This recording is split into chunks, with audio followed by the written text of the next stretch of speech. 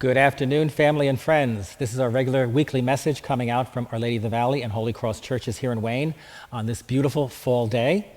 It was a little cold last night, and when I woke up this morning, my phone was telling me it was 30 degrees outside, and we had a full frost last night. And so now with a full frost, we can now move into having what is commonly referred to as Indian summer, where the weather will get warmer for a couple of days, but then we'll be back down into the cooler weather as we move through fall. You know, these days of November are very special to us, as I mentioned in the past, about being the month of remembrance. And we began yesterday with the celebration of All Saints' Day, where we honor all those named and unnamed saints that we believe are in the kingdom of heaven, those officially canonized by the church and the many others, and the ones that we hope to join when we die. But today we continue with what we commonly call All Souls' Day, but its technical name is now called the Commemoration of All the Faithful Departed. And because of those 2 days together, we have a wonderful, wonderful, interesting celebration that takes place, particularly in Latin America and Mexico, referred to as the Day of the Dead, the Dia de los Muertos. And so a couple of weeks ago, someone asked me exactly what is the Day of the Dead and what's it all about and how did it come about? Well, it's believed that it actually was an Aztec celebration long before Christianity came to Latin America and Mexico. But then when Christianity came there, it sort of became Christianized, and it was adopted by many of the people in Latin America and Mexico. And originally it was a day, many times, to go to the cemetery, to have a picnic, to sit by the graves of your relatives who had died, to remember them, to celebrate them, and have a nice meal, and also to decorate the graves. Very similar, I think, to our celebration here in the United States of Memorial Day, which originally started out being called Decoration Day, where families would go to the cemeteries to decorate the graves of the fallen Civil War soldiers during that period of time, and eventually moved into what we call Memorial Day, honoring all those who died in defense of our country. But within the Mexican tradition, there are some wonderful things they do. And one of the things is they build an altar. Many times it could be in their home or even outside their home, so other people can walk by and see and pray for the pictures there. And the altars traditionally had 3 levels, and each level designated something different. The top level consisted of heaven.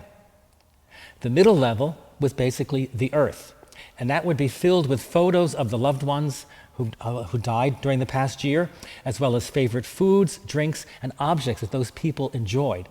Then the bottom level, the lower one, was considered the level of death, and it was decorated with skulls, skeletons, paper flags, or other symbols that remind us of the shortness of life.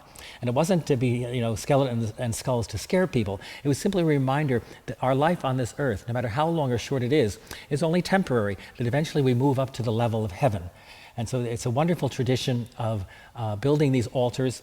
And I guess, many of us, myself included, we have pictures in our home of some of our relatives who have died. In my room here in the residence, I have pictures of my mother and my father, my brother Skip, and my sister Christine. And over in my office, I have a lovely picture of my great aunt, Sister Margaret Rita McGurk, who was a Sister of Charity of St. Elizabeth at Convent Station, and she's one of the people who's partly responsible for my vocation to the priesthood.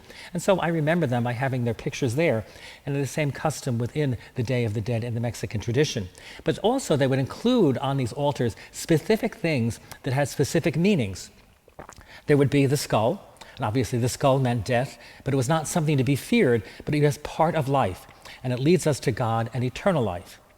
The normal flower that would be on these altars would be marigolds. Believe it or not, marigolds were considered the flower of the dead and had a beautiful bright color and a fragrance. And then they would also have certain foods. They're particularly bread. And the bread of the dead would be shaped like bones or even skulls themselves.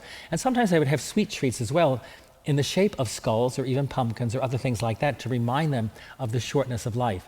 It was a wonderful tradition that now has come into the United States with many Latin American traditions and Mexican traditions in the different areas of our country.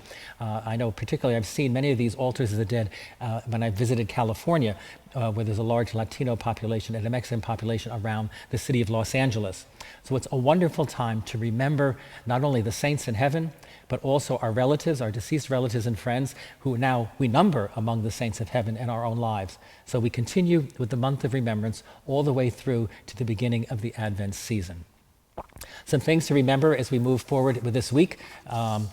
particularly now that we're in November. We're in the midst of our Thanksgiving food basket drive. And I know many of you have already made donations for that, and many of you have already signed up to contribute full Thanksgiving dinner baskets.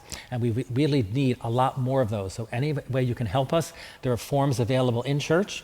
Simply take the form, fill it out, and get it back to us, and with the instructions of what goes in the basket and exactly when it'll be returned to Father Rugel Hall Thanksgiving week, so we can get them out to the different agencies that we partner with to supply Thanksgiving dinners for so many people.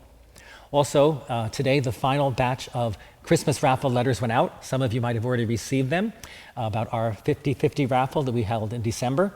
And then you'll fill out the form, send it back to us with a check, and then we will get you the ticket or the couple raffle tickets you wish to purchase for this raffle.